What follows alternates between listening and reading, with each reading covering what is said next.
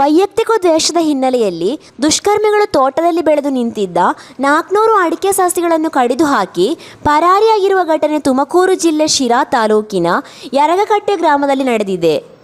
ಯರಗಕಟ್ಟೆ survey number 19ರಲ್ಲಿ ಗಿಣ್ಣಪ್ಪನಹಟ್ಟಿ ಗ್ರಾಮದ ರೈತ ಹನುಮಂತಯ್ಯ ಅಡಿಕೆ ಸಸಿಗಳನ್ನು ನೆಟ್ಟು ಪೋಷಿಸುತ್ತಿದ್ದರು. ಸುಮಾರು 2 ವರ್ಷದಿಂದ ಅಡಿಕೆ ಗಿಡಗಳ ಸಂರಕ್ಷಣೆಯಲ್ಲಿ ತೊಡಗಿದ್ದರು. ಬೋರ್ವೆಲ್ ನೀರು ಬಳಸಿ ಅಡಿಕೆ ತೋಟವನ್ನು ಸಂರಕ್ಷಣೆ ಮಾಡುತ್ತಾ ಬಂದಿದ್ದರು. ಇವರು ತಮ್ಮ ತೋಟದಲ್ಲಿ 1100ಕ್ಕೂ ಹೆಚ್ಚು ಅಡಿಕೆ ಸಸಿಗಳನ್ನು 2 ವರ್ಷಗಳ ಹಿಂದೆ ನೆಟ್ಟಿದ್ದರು.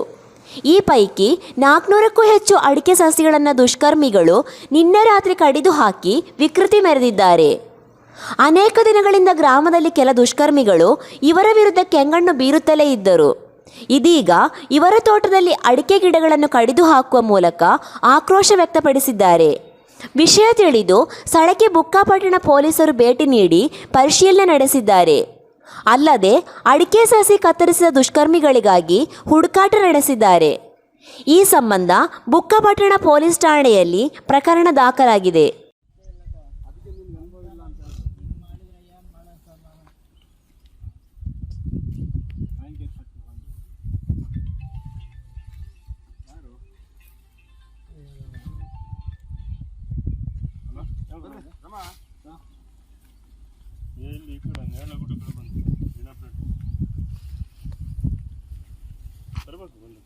ಈಗ ಅಲ್ಲಿದ್ದಲ್ಲ ಒಂದು 5 ನಿಮಿಷ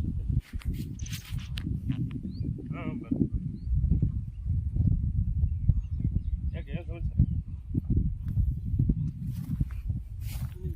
ಬಂದು ಅಲ್ಲ ಈಗ ಬಂದು ನಾವು 5 ನಿಮಿಷ ಆಯ್ತು ಬಂದು ಅಲ್ಲಿದ್ದಲ್ಲ ಬಂದು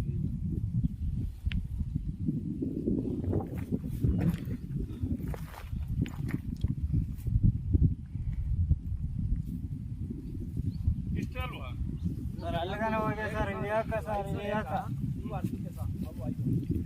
ಸ್ಟ್ರೈಟ್ ಹೋಗ್ಯಾರ ಸರ್? ಇದ್ಯಾಕ ಹೋಗ್ಯಾರ? ಅಲ್ಲಿಗಾನ ಹೋಗ್ಯಾರ 5 ಸಾಲ 30 ಗಿಡ 315 ಒಂದು ಆ ಕಡೆ ವಾಸ 5 ಆ ಕಡೆ